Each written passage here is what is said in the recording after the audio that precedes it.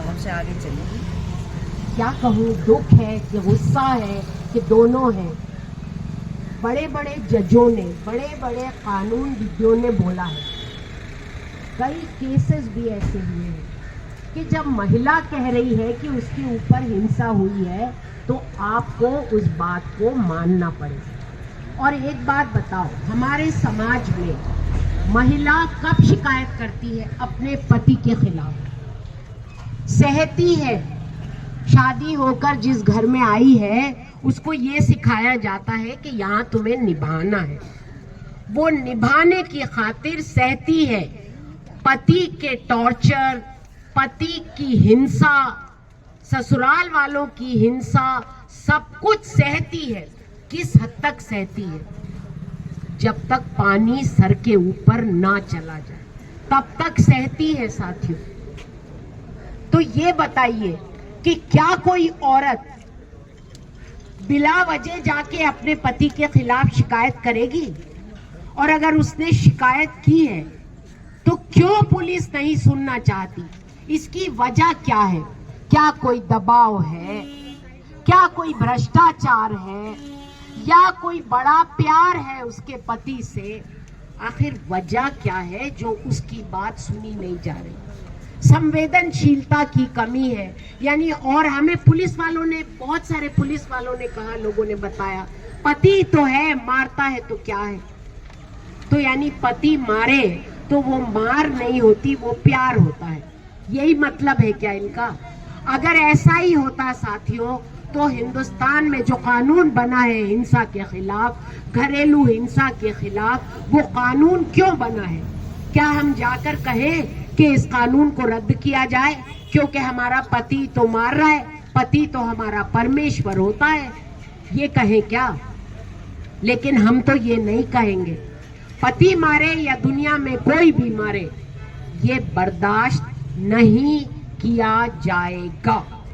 और अगर मारा है, जो कि हम देख रहे हैं, लगातार मारा है, और आखिर में तो इस हद तक मारा है कि अगर उनकी बहन ना बचाती तो वो खत्म हो चुकी होती। हमारे पास उनके वीडियोस भी हैं, उनके फोटोग्राफ्स भी हैं जो ये साबित भी कर रहे हैं। अगर पुलिस को यकीन नहीं आ रहा तो वो साबित भी कर रहे हैं कि उनको चोट लगी है। सीसीटीवी कैमरा है उनके घर के बाहर, घर में भी लगे हैं और घर के बाहर भी लगे हैं। पुलिस को अगर यकीन ना आए तो उनको भी देख सकते हैं। लेकिन बात यह है कि आपको निष्पक्ष होकर एक महिला के साथ संवेदनशीलता दिखाकर केस करना होगा। अगर आपको लग रहा है कि उसका पति बेकसूर है तो ठीक है ना, जब वो कह रही है चोट लगी है तो आप केस करिए उसका। अगर वो बेकसूर है तो कानून जो है वो उसको बेकसूर साबित भी कर देगा। मगर आप केस करने में, एफआईआर सही धाराओं में करने से क्यों चूक रहे हैं? क्यों पीछे हट रहे हैं? आयोग ने हमसे कहा हम दोनों के खिलाफ कार्रवाई करेंगे। एसएचओ ने हमसे बहुत बदतमीजी से बात की थी, अब तो एसएचओ बदल गए हैं, बदतमीजी से बात की थी, और अब नए एसएचओ आए हैं। अब देखते हैं क्या होता है। डीसीपी मैडम ने अभी तक कोई कार्रवाई करने का कोई कदम आगे नहीं उठाया है। क्या डीसीपी भी अगर ऐसे होंगे तो क्या होगा कानून का? क्या होगा? तो ऐसा है साथियों, महिला समिति, जनवादी महिला समिति इस केस में बराबर शरीक है। मधु की सुरक्षा और महिलाओं की सुरक्षा की हम लगातार बात कर रहे हैं, लगातार बात कर रहे हैं। महिलाओं की सुरक्षा से हम समझौता हरगिज नहीं कर सकते। महिलाओं पर हिंसा हरगिज बर्दाश्त नहीं होगी, चाहे जो भी हो, हरगिज बर्दाश्त नहीं होगी। और हम इसके कर्मी मधुबाला, जो कि एक पढ़ी लिखी महिला है, ग्रेजुएट है, पिछले 17 वर्षों से एमसीडी के अंदर नौकरी कर रही है, डोमेस्टिक ब्रीडिंग चेकर की, और आत्म स्वाभिमान के साथ में अपना जीवन जीना चाहती हैं।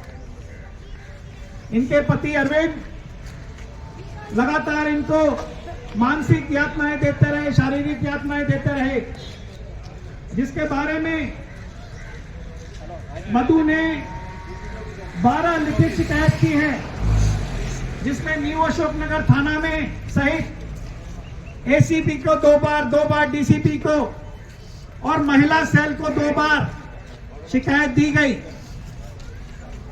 मगर बड़े ही खंडन की बात है, अफसोस तो नहीं हम कह सकते, निंदा की बात है कि न्यू अशोकनगर थाना पुलिस और उनसे ऊपर के उच्च अधिकारी, क्योंकि एसीपी से 2 बार पर्सनल बातचीत भी हुई, मधु ने जाकर के अपनी व्यथा रखी,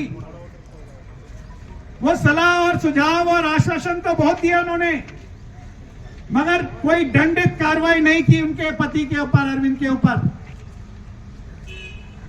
जब इन्होंने 4 जनवरी को शिकायत लगाई तो एसएचओ साहब ने एक यतंदर नाम से एसआई है वहां पर, हेड कांस्टेबल न्यू अशोकनगर थाना में, उनको कार्रवाई करने के लिए बोला।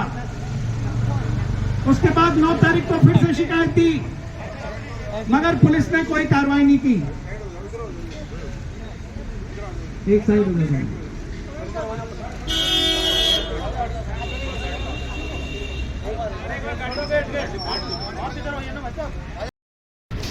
2 साल इनके बच्चे को गुम हुए, 2 साल हो गए इनके बेटे को। आज तक दिल्ली पुलिस और हिंदुस्तान की पुलिस उस बच्चे को ढूंढ नहीं पाई है 2 साल से। और जबकि लगातार कभी फोन भी चालू हुआ, एक बार उसका वो भी सूचना दी गई कि फोन वहां पर चालू हुआ है। और ये भी इनका भी केस न्यू अशोकनगर थाने का ही है, इनका भी केस न्यू अशोकनगर थाने का ही है। ये 2 साल से लगातार अपने बच्चे को ढूंढ रहे हैं। आज तक दिल्ली की पुलिस, अशोकनगर थाने की पुलिस इनके बच्चे को नहीं ढूंढ पाई है।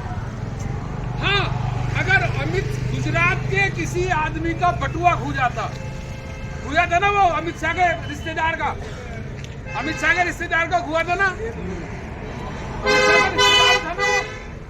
अमित शाह के रिश्तेदार का बटुआ जो है वो दिल्ली में खो गया। दिल्ली पुलिस ने शाम तक उस बटुए को ढूंढ लिया और बटुआ निकालने वाले को ढूंढ लिया, बच्चे को नहीं ढूंढ पाए। देखो कितना बड़ा कमाल है दिल्ली पुलिस का, कितना बड़ा कमाल, कितना बड़ा जादू है दिल्ली पुलिस के हाथ में कि इतना सा पर्स जो है, इतना सा बटुआ, क्योंकि वो गुजराती था इसलिए वो तो ढूंढ लिया, और इनके 6 फुट के बच्चे को आज तक नहीं ढूंढ पाए। ये है दिल्ली पुलिस का कमाल। यानी ये दिल्ली पुलिस के जिनके हाथ में डंडा दे रखा है, ये लातों के भूत हैं, ये बातों से मानने वाले नहीं है। इनके लिए भी डंडा उठाना पड़ेगा। और ये जो झंडा है, झंडे को लपेट लो, डंडा उठा लो। अगर इस एसएचओ के खिलाफ कार्रवाई नहीं होती है तो अगला प्रदर्शन पुलिस कमिश्नर के यहाँ किया जाएगा। धन्यवाद साथियों। इंकलाब जिंदाबाद। अशोकनगर पुलिस द्वारा दोषियों पर कड़ी कार्रवाई करने के बजाय अपराधी और दोषियों के साथ हमदर्दी दिखाते हुए, रिश्तेदारी दिखाते हुए एक गंभीर घटना जो एक जानलेवा हमला थी, अरविंद और उसके परिवार ने पूरी प्लानिंग के साथ योजनाबद्ध तरीके से उसको जान से मारने का प्रयास किया।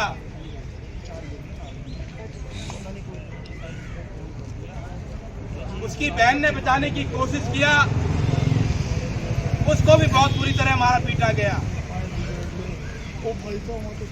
पुलिस को शिकायत की गई, उसके बाद भी जिस तरह की घटना थी उस घटना के अनुरूप गंभीर धाराओं में मुकदमा दर्ज कर दोषियों को जेल भेजा जाना चाहिए था।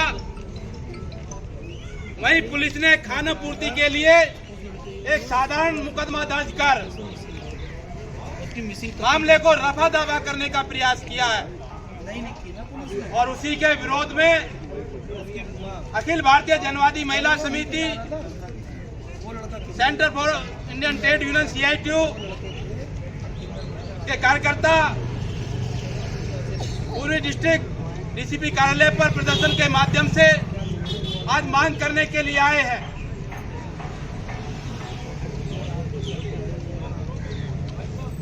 कि हिंसा करने वाले, जानलेवा हमला करने वाले मधु के ऊपर उनके पति और पति के परिवार के लोगों के साथ, उनके मिलने वाले लोगों के साथ जो आपने मुकदमा दर्ज किया है, या तो आप देख रहे थे बुलेट न्यूज इंडिया। जल्द मुलाकात होगी अगली खबर में। आपने हमारे चैनल को सब्सक्राइब नहीं किया तो शीघ्र ही हमारे चैनल को सब्सक्राइब करें, लाइक करें और साथ में एक प्यारा सा कमेंट लिखें। हमारा यह चैनल आपको कैसा लगा, अपने कमेंट के माध्यम से मुझे यह भी बताएं और कोई अच्छी सुझाव हो तो ये भी अवश्य दें। तब तक के लिए नमस्कार।